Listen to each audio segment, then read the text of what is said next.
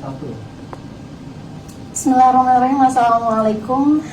Selamat sore pemirsa Radio Hamzan Wadi, baik yang menyaksikan melalui live streaming Facebook ataupun yang sedang mendengarkan ICI di Radio Hamzan Wadi di frekuensi kami di 107 FM. Balik lagi di Radio Hamzan Wadi 107 FM, suara petunjuk dan penyejuk hati. Bareng ICI di sini edisi 28 Februari 2022. Namun dengan format yang berbeda ya sahabat semua, yakni RHN Podcast dengan tema Cegah Stunting Itu Penting. Ya sahabat pendengar semua, stunting adalah masalah gizi kronis akibat kurangnya asupan gizi dalam jangka waktu yang panjang, sehingga mengakibatkan terganggunya pertumbuhan pada anak. Nah, stunting ini juga menjadi salah satu penyebab tinggi badan anak terhambat sehingga lebih rendah dibandingkan dengan anak-anak seusianya. Nah, pada sore hari ini ICI sudah kedatangan dua pemateri yang luar biasa. Pemateri pertama ada Kak Abdul Halim Rahmatullah SPD. Hai. Selamat sore Kak Halim. Selamat sore Ici. Jadi Kak Halim ini merupakan Ketua Forum Genre Kabupaten Lombok Timur. Nah Kak Halim mungkin bisa menjelaskan sedikit kepada pemirsa apa sih itu Forum Genre Kabupaten Lombok Timur. Oke, izin dulu Ici ya. Silahkan. Oke, terima kasih. Assalamualaikum warahmatullahi wabarakatuh. Waalaikumsalam. Perkenalkan, nama saya Abdul Halim Rahmatullah. Saya merupakan perwakilan dari Forum Genre Kabupaten Lombok Timur. Alhamdulillah 2 tahun ini diamanahkan sebagai ketua forum, ya, yang dimana merupakan wadah yang diberikan kepada anak remaja, yang dimana isinya memang anak remaja. Salah satu syarat untuk tergabung di forum genre itu adalah dia usia 10 sampai 24 tahun remaja dan belum menikah. Itu salah satunya. Kemudian forum genre ini berada di masing-masing kabupaten. Di Indonesia pun masing-masing kabupaten mempunyai forum genre. Kemudian di provinsi juga ada forum genrenya, dan forum-forum ini merupakan wadah yang akan menaungi pikir-pikir yang ada di kabupaten maupun di provinsi. Seperti itu Ici. Oke, baik. Dan narasumber kedua kita ada Kak Tita Putriningsih. Selamat sore Kak Tita. Selamat sore Kak Ici. Gimana kabarnya Kak Tita di sore hari ini? Alhamdulillah baik banget baik, Kak Ici. Ya. Oke, jadi Kak Tita ini merupakan Ketua Umum Pikir Hamzan Wadi. Nah Kak Tita mungkin bisa menjelaskan kepada sahabat pendengar atau pemirsa yang sedang menyaksikan kita di sore hari ini. Baik, selamat sore semuanya. Perkenalkan, nama saya Tita Putriningsih. Jadi di sini saya sebagai perwakilan dari Pikir Hamzan Wadi ya Kak Ici. Nah, yang dimana Pikir Hamzan Wadi ini dikenal di kalangan Hamzan Wadi nih teman-teman. Yang dimana Pikir Hamzan Wadi ini merupakan wadah bagi remaja, khususnya di Universitas Hamzan Wadi, yang dimana di sana kita membahas segala masalah, segala macam bentuk-bentuk permasalahan yang ada di remaja gitu. Nah, jadi di sana itu anggota-anggotanya dikhususkan untuk mahasiswa Universitas Hamzan Wadi. Oke, oke, mungkin bisa disebutin nama Instagram Forum Genre dulu ya, siapa tahu ada yang poin gitu ya. Nah, itu penting. Jadi kita punya media sosial di Instagram itu nanti bisa di follow. Instagram Forum Genre Kabupaten Lombok Timur namanya. Oke, ya, jadi Forum Genre Kabupaten Lombok Timur. Ya. Kalau Pikir Hamzan Wadi? Kalau Pikir Hamzan Wadi @Pikir Hamzan Wadi. Jadi biasa aja ya langsung Kak Ici. Ya, langsung los dua-duanya tanpa ribet. Oke, seperti yang udah Ici jelasin tadi, masalah stunting juga menjadi salah satu penyebab tinggi badan anak terhambat gitu. Apakah semua orang yang terhambat pertumbuhan tinggi badannya itu termasuk stunting nih Kak Halim? Iya, jadi yang namanya terhambat pertumbuhan maupun perkembangan ya, ya itu juga merupakan bagian dari dampak stunting. Ya, jadi kalau orang yang stunting itu akan mengakibatkan tumbuh hambatan bagi pertumbuhannya, kemudian perkembangan otaknya, kognitifnya, kemudian untuk prestasi belajarnya juga akan terhambat. Itu merupakan bagian dari stunting. Jadi semua orang yang pendek itu stunting? Enggak juga sih, enggak juga. Jadi sebenarnya kalau yang menjadi tolak ukur itu memang secara umum memang itu tinggi badan. Tinggi badan. Tapi yang menjadi terpenting dalam stunting itu adalah terkait dengan otaknya, masalah kognitifnya. Jadi orang pendek pun belum tentu dikatakan stunting. Benar. Jadi dia akan berpengaruh pada masalah otaknya. Kalau otaknya cerdas, walaupun dia pendek, belum tentu dikatakan stunting. Jadi seperti itu. Jadi jangan salah memahami stunting gitu ya. Harus kita teliti dulu apa yang dia harus. Iya, jadi kalau dia pendek tapi pinter tuh berarti bukan stunting. Iya. Oke, berdasarkan referensi yang Ici baca nih, data dari Pemprov pada Agustus 2020, kasus stunting mencapai angka 23,51% di Nusa Tenggara Barat. Iya, betul. Nah, ini merupakan angka yang sangat besar ya, begitu juga di Lombok Timur pada tahun 2018 mencapai angka 26,46%. Dan alhamdulillahnya pada tahun 2021 turun menjadi 17,49%. Luar biasa sekali Lombok Timur ya. Luar Nah, biasa. dari angka yang cukup besar tersebut, apakah dampak dari stunting itu nih Kak Halim? Oke, jadi kalau berbicara tentang data itu ya, memang di NTB kita lumayan tinggi ya, terutama yang di wilayah Kabupaten Lombok Timur. Malahan itu Sekda itu yang pemerintah pusat itu mengarahkan kepada semua kabupaten untuk menurunkan sampai tahun 2024 itu tingkat stunting itu mencapai 14%. Akan tetapi kan yang menjadi kendala itu banyak sekali, terutama di Kabupaten Lombok Timur dengan tingkat penduduknya yang sangat tinggi. Kemudian dampak yang akan terjadi kalau terjadinya stunting itu adalah yang pertama terkait dengan mental anak. Ya, mental anak itu sangat berpengaruh kalau terjadi stunting atau yang dialami oleh anak tersebut. Kemudian masalah prestasi belajarnya, kemudian konsentrasi dalam belajar itu juga akan sangat berpengaruh dampaknya. Itu dampak dari stunting. Kemudian dalam hal sosial ya, itu juga akan berpengaruh. Malahan akan terjadi bullying. Itu yang akan kita takutkan dalam konteks remaja. Jadi banyak hal yang akan terjadi, terutama ketika dia akan menjadi seorang remaja. Jadi kalau dari sejak dia hamil ibu, kalau tidak diberikan asupan gizi yang baik, kalau kita di genre atau di BKKBN itu dinamakan HPK, hari pertama kehidupan, 1000 hari pertama kehidupan. Jadi sejak dari sana diberikan gizi, asupan gizi, kemudian sampai lahir itu diberikan gizi juga, akan berpengaruh. Nanti kalau tidak mengalami stunting, jadi anak akan memiliki tingkat kepercayaan yang tinggi. Nah, itu sih. Kalau untuk balita nih Kak Halim, apakah terlambat bicara atau terlambat jalan itu termasuk stunting? Enggak lah, itu namanya dari pola asuh orang tua. Jadi kalau orang tuanya diam-diam aja, enggak pernah ngajarin anaknya bicara ya, akan diam aja, enggak tahu orang bilang air minum, enggak tahu nama air minum kan. Berarti tergantung parenting lagi ya. Nah Kak Tita nih kan tadi kita sudah berbicara mengenai dampak stunting terhadap fisik nih. Kalau berbicara dampak stunting terhadap mental ataupun kognitif, apakah stunting itu mempengaruhi IQ nih Kak Tita? Iya, jadi stunting ini teman-teman, kita balik lagi ya ke pengertian stunting itu adalah kekurangan gizi secara kronik. Nah, kekurangan gizi secara kronik ini dapat mengakibatkan penurunan berat badan dan dapat mengakibatkan kurangnya energi atau kurangnya asupan energi yang ke otak. Nah, kurangnya energi yang ke otak itu yang mengakibatkan penderita stunting ini tentunya mengalami gangguan pada IQ atau kecerdasan. Yang tadi Kak Halim bilang, Kak Ici sama Kak Halim tahu kan lama loading kan? Itu juga dapat mempengaruhi, yang diakibatkan karena energi yang kurang ke otak. Jadi IQ-nya berpengaruh. Imun tubuh ya, tubuhnya yang kurang. Imun tubuh dan IQ-nya berpengaruh ya kalau anak stunting itu. Nah, seperti yang udah Kak Tita paparkan barusan, dampak stunting mempengaruhi IQ menjadi cenderung rendah ya.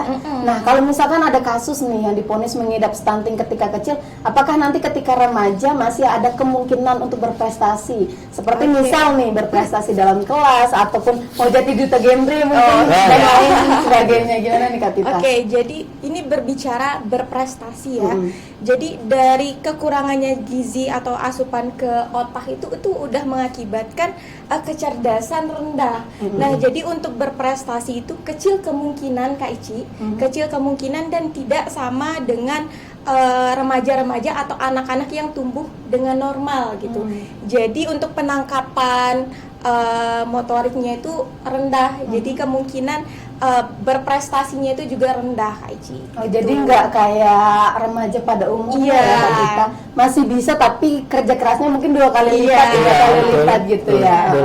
Nah, tadi kita sudah berbicara tentang dampak stunting. Nah, kalau untuk remaja itu apakah terasa hingga usia remaja atau tua, gimana Kak Tita? Atau Oke. cuma pas kecil aja nih kerasanya? Oke, jadi ini teman-teman, stunting itu mempunyai banyak dampak. Iya. Dan yang kita ketahui ada dampak pendek dan dampak panjang. Nah, dampak yang berkepanjangan ini yang bisa penderita stunting itu rasakan hingga remaja, hingga Tua nanti. tua, bahkan tua gitu. Jadi Iya. tidak hanya saat balita. Nah, itulah pentingnya kita memberikan asupan gizi atau pola asuh yang tepat Iya, pada 1000 hari pertama kehidupan agar anak tidak menderita stunting dan tidak merasakan dampak panjangnya ketika tua, karena di sini dampaknya itu sangat banyak, di mana penangkapannya kurang. Gara-gara penangkapannya kurang, prestasinya juga tentunya berkurang di sekolah. Iya, betul. Setelah di sekolah nanti produktivitas nih di dunia pekerjaan gitu Kak Ici, itu juga bakal berdampak. banget, Jadi ya. dampak panjangnya itu Jadi luar biasa sekali. bisa ya. kita Iya. rasakan sampai tua, teman-teman. Jadi tadi kita sudah berbicara tentang dampak stunting. Nah, apakah stunting itu nggak bisa disembuhkan, Kak Halim? Ya, jadi sebenarnya masalah penyembuhan itu yang paling penting sebenarnya itu 1000 hari pertama kehidupan itu yang paling penting. Ya. Tapi kalau udah lewat 2 tahun setelah dia melahirkan, lewat 2 tahun itu memang bisa, tapi akan tetapi sulit banget. Iya, sulit. Itu memang kata dokter, beberapa dokter memang seperti itu. Kalau mau disembuhkan ketika udah remaja, apalagi remaja ya, Iya, apalagi remaja itu sulit banget. Apalagi udah tua ini kan, apalagi Iya. udah tua, mungkin nggak ada harapan lagi ya. Tuanya ada biji. Apalagi udah tua, jadi memang sulit banget untuk menyembuhkan. Oleh sebab itu, ya harapannya kepada calon-calon ibu, Iya, calon-calon bapak itu ketika udah mengetahui istrinya itu ada janin dalam perutnya, mungkin dari sana udah mempersiapkan diri benar-benar, ya kalau bahasanya totalitas ya. Nah, benar-benar momen banget bagi seorang ayah dan seorang ibu untuk memberikan sebuah asupan gizi yang baik, karena untuk jangka panjangnya itu yang perlu dipikirkan. Yes, benar-benar. Ya, itu sih Ici terkait dengan bagaimana penyembuhannya. Dari bicara tentang penyembuhan, kayaknya lebih baik kita mencegah ya, Kak Iya. Halim. Iya. Nah, Kak Tita, gimana sih cara kita mencegah stunting itu? Oke, jadi di sini cara mencegah stunting. Kita banyak dengar ya Kak Ici sama Kak Halim bahwa di sini tuh pemerintah ataupun remaja-remaja itu gencar untuk mencegah, Iya. bukan mengobati. Yes. Ya, benar. karena di sini tuh stunting tidak ada obatnya ya sampai sekarang. Jadi itulah usaha kita untuk mencegah. Nah, salah satunya untuk mencegah yaitu pertama, kita sebagai generasi muda nih Kak Ici dan Kak Halim tentunya bakal mempunyai perencanaan ke depannya. Ya. Bagaimana sih kita sebagai generasi harus tahu pola asuh, memberikan gizi baik ketika mengandung maupun sebelum mengandung, itu yang perlu cara untuk pencegahan, memberikan gizi yang baik terhadap janin yang dikandung betul. maupun anak yang sudah lahir. Ya. Yang kedua yaitu lingkungan yang bersih atau sanitasi yang bersih. Nah, lingkungan yang bersih ini juga sangat berpengaruh Iya. terhadap anak.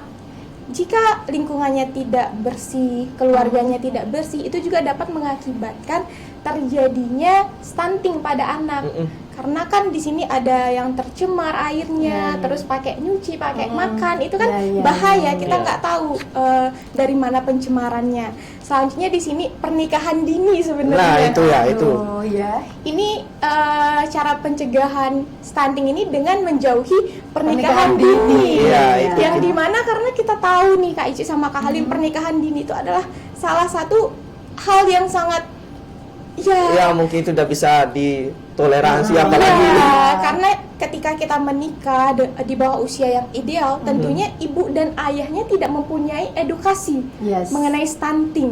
Nah, jadi Belum punya bekal ya. iya, belum punya bekal. Jadi bayangin aja nih teman-teman, anak mengandung anak menyusui anak, itu kan sudah tidak wajar ya. Iya. Nah, jadi di situ untuk mencegah tentunya kita sebagai generasi perlu tahu edukasi tentang stunting itu apa, memberikan asupan gizi yang baik dan menyiapkan lingkungan yang baik untuk anak-anak. Selain itu tentunya juga teman-teman atau yang bakal menjadi ibu nih ke depannya perlu untuk selalu mengecek kandungan janinnya, kesehatan anaknya ke dokter, misalnya ke posyandu kan sekarang udah ada ya Kak Halim ya? Iya, udah ada posyandu. Iya, jadi gitu Kak Ici. Oke, nah Kak Tita nih selaku ketua Pikar Hamzan Wadi Ya, ya. saya ketua forumnya.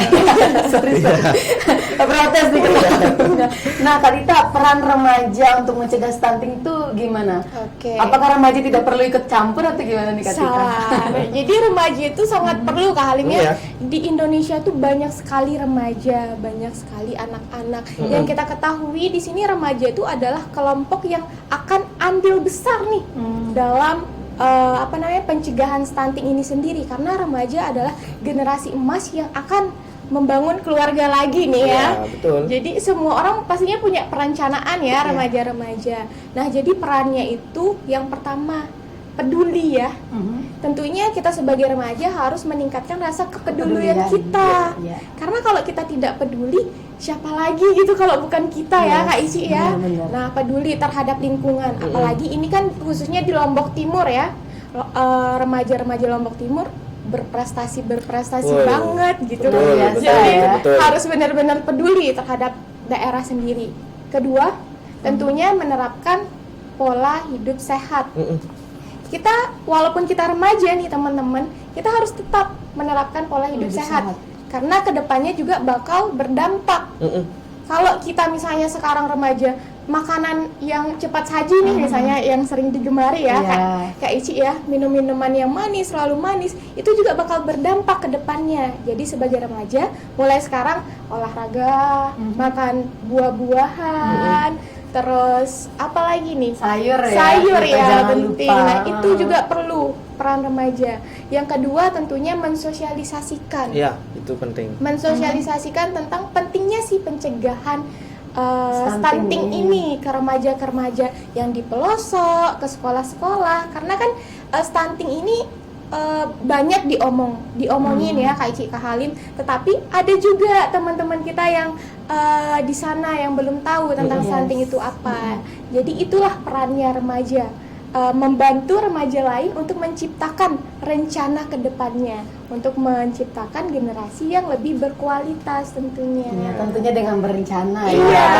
Iya, berencana. Nah, Kak Halim nih dari Pikar Hamzan Wadi udah menjelaskan gimana peran remaja. Kalau dari Forum Genre Kabupaten Lombok Timur sendiri gimana sih program-program yang diluncurkan nih untuk mencegah stunting yang ada di Kabupaten Lombok Timur? Oke. Kalau dari Forum Genre ya mungkin kita singgung sedikit terkait dengan stunting yang berkaitan dengan tingkat kemiskinan. Jadi itu memang stunting ini berpengaruh atau sangat selalu bergandengan dengan tingkat kemiskinan. Kemudian tidak juga terkait dengan tingkat kemiskinan, terkait dengan pendidikan. Karena kan orang tua itu kadang anaknya stunting, kadang memiliki tingkat pengetahuan yang kurang. Memang ada posyandu di berbagai daerah, akan tetapi rumah dari orang-orang ini kadang kan ada yang jauh. Jadi itu yang sangat berpengaruh untuk mendapatkan informasi atau akses untuk ke sana. Ya, jadi ya mungkin dari kita yang dari Forum Genre, hal yang kita lakukan yang memang udah bergerak ya, itu selalu melakukan sosialisasi. Selalu melakukan sosialisasi, memberikan informasi, edukasi terkait dengan bagaimana asupan gizi. Itu yang penting, asupan gizi yang baik itu seperti apa. Jadi dari hal sekecil apapun itu kita sampaikan, kemudian dari sejak dini pun kita harus sampaikan. Walaupun dia sekarang memang enggak orang tua, tapi sasaran kita remaja, tapi ke depannya kan. Sekarang kita memberikan informasi, tapi kalau nantinya ketika dia udah usia matang untuk menikah misalkan, tapi kita udah sampaikan informasi terkait dengan asupan gizi supaya tidak menjadi anaknya stunting, jadi mereka udah tahu, oh jadi kemarin saya udah dapatkan informasi terkait ini. Jadi seperti itu yang kita lakukan. Kalau terkait dengan posyandu memang alhamdulillah saat ini kita juga akan ikut terlibat di posyandu, karena di sana juga kita menginginkan tidak hanya para ibu-ibu balita aja yang ke sana, tapi remaja-remaja juga. Remaja juga harus ke posyandu ya. Iya, paling tidak mereka juga mengetahui bagaimana ibu-ibu mereka di sana. Kita juga memberikan edukasi terkait dengan triad genre. Kalau kita di genre itu triad genre seperti ini, stop pernikahan usia anak, kemudian free sex, kemudian narkoba. Karena kan 3 hal ini merupakan sesuatu yang selalu terjadi pada anak remaja. Iya, betul sekali. Ya. Jadi sahabat pendengar semua, itu dia pemaparan dari 2 narasumber kita yang luar biasa. Terima kasih Kak Halim, terima kasih kita. Ci. Terima kasih untuk sahabat pendengar semua yang mungkin masih ada pertanyaan, bisa langsung kunjungi akun Instagram Forum Genre dan Boleh. Fikar Hamzan Wadi ya untuk menanyakan lebih jelasnya terkait posyandu dan apapun ya Kak Halim ya, siap. Terima kasih untuk seluruh sahabat pendengar semua. Ini dulu dari kami. Semoga kita bisa berjumpa di lain waktu. Sekian, terima kasih. Wallahul muwaffiq wal hadi ila sabilir rasyad. Assalamualaikum warahmatullahi wabarakatuh. Waalaikumsalam.